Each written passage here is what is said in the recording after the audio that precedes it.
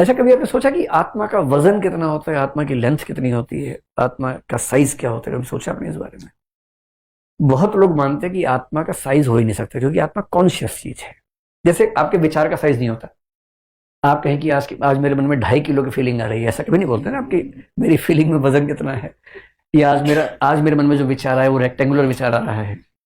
Rectangle का विचार आ सकता है, पर विचार रेक्टेंगुलर नहीं हो सकता ना अपने आप में। विचार तो विचार है। तो जो थॉट्स हैं, फीलिंग्स हैं, कॉन्शियस चीजें हैं, उनका आकार, उनका वजन, ये सब नहीं होता है। लोग मानते हैं कि आत्मा भी वैसी चीज है, ईश्वर भी वैसा ही है। अगर ईश्वर है तो कॉन्शियस है। आप ईश्वर का आकार मत पूछिए कि कितना लंबा, कितना चौड़ा, कितना मोटा है, मत पूछिए, वो भद्दा सवाल है, नहीं पूछना चाहिए। अब जैन लोगों ने एक बड़ी यूनिक बात कह दी। एक बार शंकराचार्य से पूछा गया कि भाई आत्मा का साइज क्या है? बोले अरे पागल, ब्रह्म ही आत्मा है, एक ही ब्रह्म है। शंकर ये नहीं मानते कि हम सबकी आत्माएं अलग अलग हैं, एक ही आत्मा है बस। हम सब तो भ्रांति के शिकार हैं। एक ही आत्मा है, वही ब्रह्म है, उसकी कोई लिमिट नहीं है, एब्सोल्यूट है। इसको बोलते हैं विभु परिमाणवाद, कि आत्मा जो है किसी भी लिमिट से परे, एब्सोल्यूट, इस आकार की आत्मा है। न्याय दर्शन फंस गया। उसने कहा इतनी बड़ी कर देंगे तो हर शरीर में कैसे घुसाएंगे? हर बॉडी के अंदर होनी चाहिए आत्मा। तो उसने कहा कि आत्मा होती है, बहुत छोटी सी होती है, इतनी सी होती है, एकदम इतनी सी। यही डेकार्ड फंस गया था। डेकार्ड ने कहा कि आत्मा शरीर के अंदर होती है। बेशक कहाँ होती है? तो बड़ी लंबी लंबी कहानी सुना के बोला पीनियल ग्लैंड में होती है। पीनियल ग्लैंड आजकल तो ब्रेन के एक हिस्से को बोलते हैं पीनियल ग्लैंड, उसके हिसाब से यहाँ इसके आसपास कहीं होना चाहिए था पीनियल ग्लैंड। कुछ लोग मानते हैं कि नहीं, ब्रेन के अंदर ही बोल रहा था। पीनियल ग्लैंड के अंदर आत्मा होती है। उससे पूछा अच्छा थोड़ा समझाओ जरा। शरीर और आत्मा के बीच का लिंक एस्टेब्लिश करने के लिए पीनियल ग्लैंड होता है। लोगों ने कहा अच्छा ये बताओ, शरीर एकदम भौतिक है, आत्मा एकदम अभौतिक है, इनके बीच में कैसे कम्युनिकेशन हो रहा है? जैसे मैं यूं कहूं कि एक इलेक्ट्रिक स्टैंड है, यहां एक विचार खड़ा हुआ है, एक विचार और इस लकड़ी की मेज में कैसे बातचीत होगी? इसकी प्रॉपर्टीज एकदम अलग है, उसकी एकदम अलग है, कम्युनिकेशन कैसे होगा? तो उसने बड़ा सोच के बोला, छक्का मारा उसने नोबल पे, कहा कि एक पीनियल ग्रंथि होती है, पीनियल ग्लैंड होता है, स्प्रिंग जैसा होता है। बॉडी में कुछ होता है तो इसकी मूवमेंट होती है, इसकी मूवमेंट से उसे पता लग जाता है। आत्मा में कुछ होता है तो ये मूव करती है, उससे बॉडी को पता लग जाता है। लोगों ने कहा वाह डेकार्ट, वाह क्या बताया है, कमाल ही कर दिया। बस एक बात और बता दो कि ये जो पीनियल ग्लैंड है ये भौतिक है कि चेतन है? और बात आ गई ग्राउंड जीरो पे, क्योंकि इसका कोई जवाब नहीं है। अगर ये भौतिक है तो समस्या वहीं की वहीं है, चेतन है तो भी समस्या वहीं की वहीं है, कनेक्शन कैसे होगा? इन चीजों से बचने के लिए न्याय दर्शन ने बड़ी सुंदर बात कही कि आत्मा होती है, बहुत छोटी सी होती है। तो लोगों ने कहा फिर ये बताओ कि हाथ में चोट होती है तो फीलिंग कैसे आती है? बड़े, जैसे दीपक छोटा सा होता है पर प्रकाश हर जगह फैल जाता है, ठीक वैसे ही आत्मा छोटी सी होती है, किंतु उससे चेतना पूरे शरीर में व्याप्त हो जाती है। लोगों ने कहा वाह क्या एग्जाम्पल दिया है, मजा आ गया। इसको बोलते हैं अणु परिमाणवाद, कि आत्मा एटॉमिक साइज की है, एटम जैसे साइज की है, छोटी सी है, पूरी बॉडी में उसका इफेक्ट रहता है, लेकिन साइज बहुत छोटा है। हालांकि न्याय दर्शन से अगर आप पूछेंगे कि आत्मा का साइज निकाला कैसे, और या ये सवाल पूछेंगे कि अगर साइज है तो भौतिक होगा, क्योंकि साइज तो भौतिक चीज का होता है, तो बहुत मुश्किल सवाल है। हालांकि न्याय दर्शन की जो आत्मा है वो कुछ कुछ भौतिक है, तो वो शायद बच जाएंगे, बाकी लोग नहीं बच पाएंगे। अब जैन दर्शन से लोगों ने कहा बताओ भैया बताओ, आत्मा का साइज कितना है? तो मुझे नहीं पता ऐसा क्यों कहा, लेकिन उन्होंने एक नया सिद्धांत दिया जो दुनिया में किसी के पास नहीं। ये दुनिया में सबसे यूनिक विचार दिया।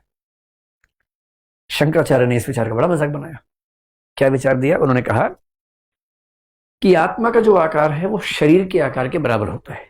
जैसे शरीर में आत्मा होती है, उस शरीर के आकार की ही आत्मा हो जाती है। लोगों ने अपना माथा ठनका, बोले ठीक से समझाओ, भी नहीं समझ आ रहा है। तो बोले सिंपल है, शरीर जितने आकार का है उसी आकार की आत्मा है। आत्मा को समझिए जैसे पानी है, जिस पात्र में जाता है उसी आकार का हो जाता है, उसी तरह से आत्मा भी जिस शरीर में जाती है उस आकार की हो जाती है। फिर समझाने के लिए बोले पिपीलिका पुद्गलम प्राप्य पिपीलिका भवती, हस्ती पुद्गलम प्राप्य हस्ती भवती। ये देखने में आतंकवादी वाक्य लग रहा है, बहुत आसान है। इसका मतलब बहुत आसान है। पिपीलिका होती है चींटी, पुद्गल का मतलब शरीर, पुद्गल का मतलब भौतिक, तो यहां शरीर के सेंस में चींटी का शरीर प्राप्य प्राप्त होता है, पिपीली का भवती तो आत्मा चींटी जैसी हो जाती है। हस्ती का मतलब होता है हाथी, हाथी का शरीर प्राप्त होता है तो हाथी जैसी हो जाती है। तो जो आत्मा है, आत्मा का साइज उस शरीर के साइज के मुताबिक एडजस्ट होता है जिस शरीर में वो होती है।